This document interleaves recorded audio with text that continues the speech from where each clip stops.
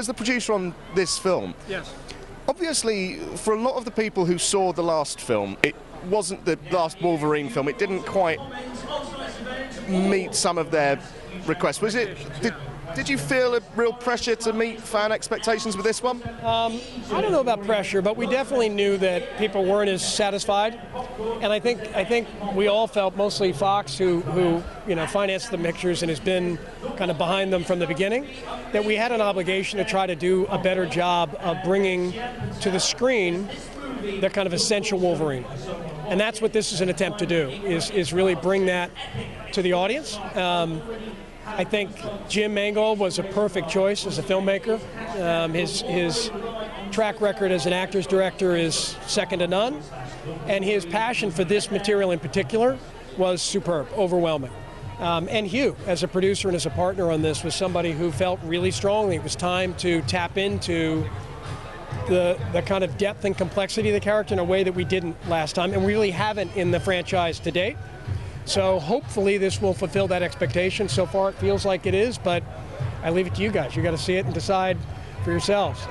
It feels as if there's a sort of a theme running through the last X-Men film, the next X-Men film, of being a little bit more, I don't know, appeasing fans to some degree and aiming to please a particular core audience. Would you agree? Interestingly, I'm not sure I would. I'm not sure it's born of trying to appease fans, which I think is always tricky. You have to try to tell the story that you most believe in. I think what it is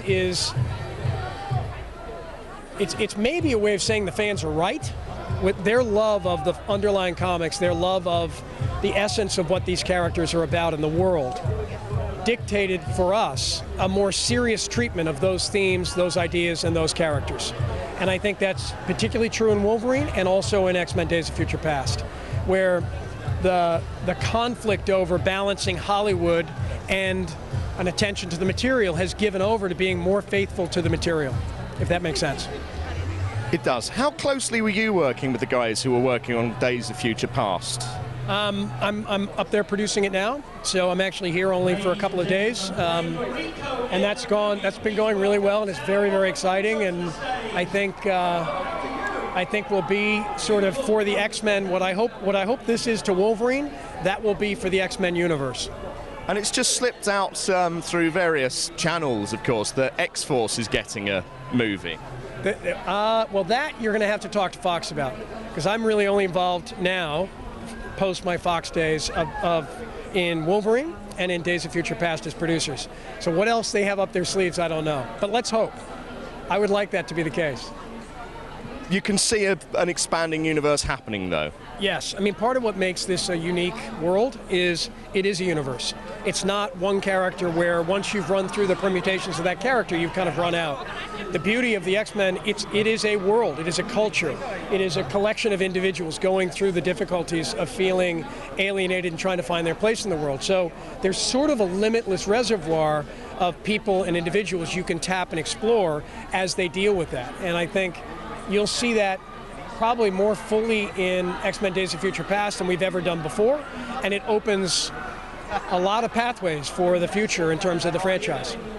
As someone so intimately involved with X-Men Days of Future Past, how do you feel about the crossover in characters? The two characters, Pietro and Wanda Maximoff, who are featuring in X-Men Days of Future Past, and obviously as their Scarlet Witch and Quicksilver incarnations in the new Avengers film as well. How do you feel about that?